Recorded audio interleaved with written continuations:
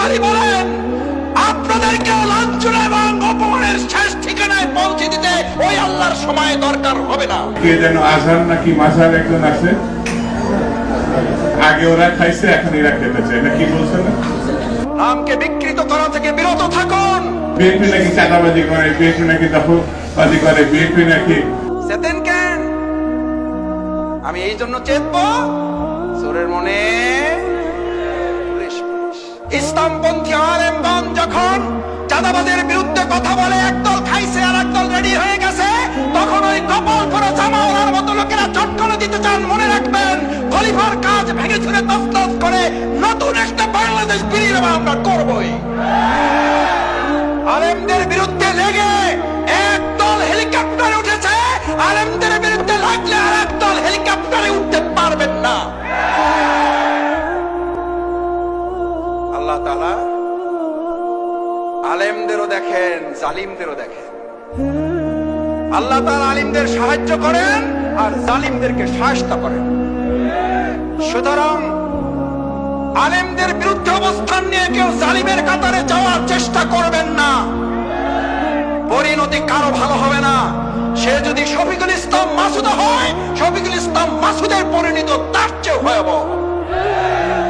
কারণ আলিমেরা কথা বলে জনগণের কল্যাণের জন্য, ইসলামের জন্য। আলিমদের সম্মান করতে শিখুন, নামকে বিকৃত করা থেকে বিরত থাকুন।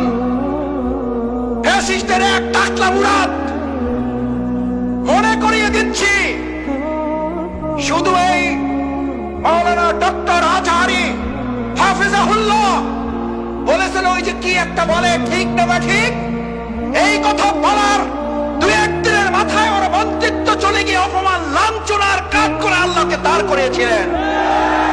আজ যারা আজহারীকে আজহারী কিংবা ফাজারি বলেন, আপনাদেরকে লাঞ্ছনা এবং অপমানের শেষ ঠিকানায় পৌঁছে দিতে ওই আল্লাহর সময় দরকার হবে না।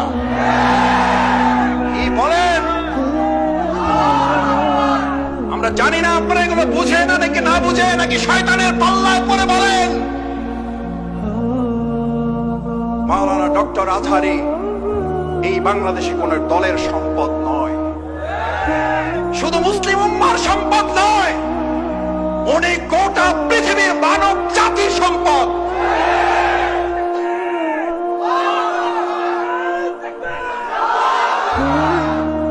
ওনাকে আপনারা বলেন একটা দলে যোগ দিয়ে দেন, আরে ভাই উনি তো একটা দলে আছে, বুঝেন না কেন? উনি তো একটা দলের কথাই বলেছে, সেই দলের নাম হচ্ছে ইসলাম। ইসলামের কথা বললে যদি কারো গায়ে আগুন জ্বলে, তাহলে বুঝতে হবে ওটা মুসলিম নামের কলঙ্ক, ইসলামের দুশমন।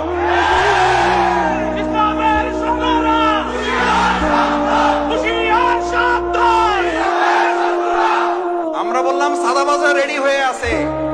আরে ভাই, রেডি হয়ে আছে বলার মধ্যে দিয়ে যদি আমি ভয় পেয়ে যাই, তাহলে তো আমি দুটো অন্যায় করেছি। নিজ দায়িত্বে এটা আমি এবার ঘাড়ে চেপে নিয়েছি। চোরের মনে দুই উঁচু করা লোক সকালবেলা, একজন তাহাজ্জুদের জন্য আর একজন চুরি করার জন্য নাক মুখ ধোয় না। তাহাজ্জুদওয়ালা মনে করতেছে এই দেশে তো আরো চোর আছে, এটা মনে করে। তাহাজ্জুদওয়ালা মনে করে আমার মতো তাহাজ্জুদ পড়ার লোক তো এই সমাজে আরো। চোরওয়ালা মনে করে চোর আগে তো একা করতাম, এখন থেকে আমার দলের লোক আরো। এই গল্পগুলো আর কেন মনে রাখে? এগুলো তো গল্প না, এই গল্প মনে রাখলে তো চেতার কথা না। চেতেন কেন? চেতেন কেন? আমি এই জন্য চেতবো, চোরের মনে পুলিশ সে যেই হোক। শফিকুল ইসলাম মাসুদ যদি মনে করে আমার মধ্যে চোরামির অভ্যাস আছে, তাহলে পুলিশ দেখলে তো ভয় একটু হাত কাটার ওয়াজ যদি করার পর ভালো মানুষেরা ভয় পাবে না চোরেরা ভয় পাবে? তাহলে হাত কাটার ওয়াজকে ভয় পান কেন? সুদের বিরুদ্ধে ওয়াজ করলে মসজিদের সভাপতি খেইবা যান কেন? আবুল হেকাম কিসের বাপ? বুদ্ধির বাপ ছিল, শুধু কি ছিল না, ইসলাম না থাকার কারণে আবুল হেকাম যদি আবু জেহেল হয়ে যায়। আজকে যারা রাজনীতি করেন আর তারা যদি বলেন ইসলামের মধ্যে টাইনেন না, ওই বেটা কি আবুল হেকাম না আবু জেহেল? ওই বেটার নাম কি? ওই বেটার নাম কি?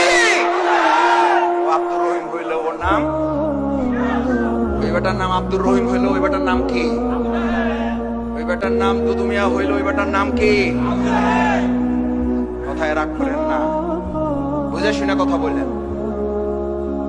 আবু জেহেলের লাইন ধরেন না কেউ, আমাদেরকে ভয় দেখাবেন না, কারণ আমরা ভয় করি কাকে? কাকে? আল্লাহকে যারা ভয় করে, গোটা দুনিয়ার অপশক্তিরা ভয় করে তাকে। এই জন্য আমরা বিগত 15 বছরে 3 জন নামলে প্রশাসনের প্যান্ট খুলে পড়ে যেত। জিজ্ঞেস করতো কারা নামছে, কয় হুজুররা, কয় কোনো অসুবিধা নাই, কয় ব্যানার দেখেন, ব্যানারে কি লেখা আছে, কয় ব্যানারে লেখা আছে জামাত ইসলামী, কয় এবার সাবধান থাকো। বলছে না বলে নাই? আলহামদুলিল্লাহ 3 জনে এই যাত্রাবাড়ি রাস্তা কাঁপানো হয়েছে না হয় নাই? আপনারা গুলির মুখে থেকেও এগুলো প্রতিবাদ করেছেন না করেন নাই? ইনশাআল্লাহ আমরা ভবিষ্যতেও এই অন্যায়ের প্রতিবাদ। আসুন, ইল্লাল্লাযীনা আমানু, ঈমানদাররাই শুধু এই ক্ষতি থেকে বাঁচতে চায়। আমরা ক্ষতি থেকে বাঁচতে চাই, তাহলে ঈমান লাগবে, আল্লাহর আইন লাগবে, আল্লাহর বিধান লাগবে। শুধু মসজিদে না, সব জায়গায় লাগবে।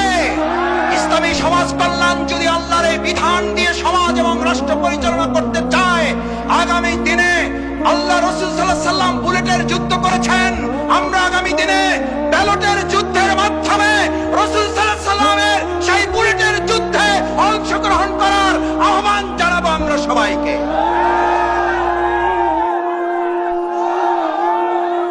রাজি সবাই?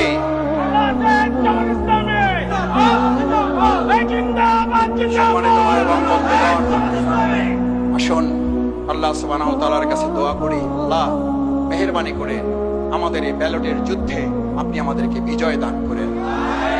রাসূল সাল্লাল্লাহু আলাইহি সাল্লামের সেই বাণী আমাদেরকে ধারণ করান। কতিপয় হাপরওয়ালা বুঝেন, দা কাশি বানায়, তাদের সাথে অবস্থান করেন, কোনো কাজ করবেন না। মাথা থেকে গন্ধ না দুর্গন্ধ বেরোবে, কারণ হাপরওয়ালাদের সাথে বসে আছেন। হাপর বুঝেন, দা কাশি বানায়।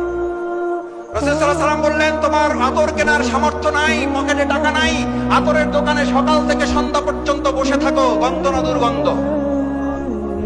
কি দুর্গন্ধ না সুগন্ধ?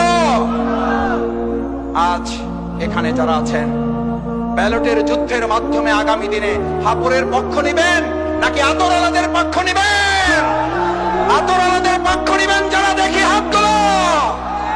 আল্লাহ আমাদের আতরওয়ালাদের সাথে কবুল করেন। আস্তাগফিরুল্লাহ রাব্বি মিন কুল্লি যামবি ওয়া আতুবু ইলাইহি। সুবহানাকাল্লাহুম্মা ওয়া বিহামদিকা আশহাদু আল্লা ইলাহা ইল্লা আনতা আস্তাগফিরুকা ওয়া আতুবু ইলাইক।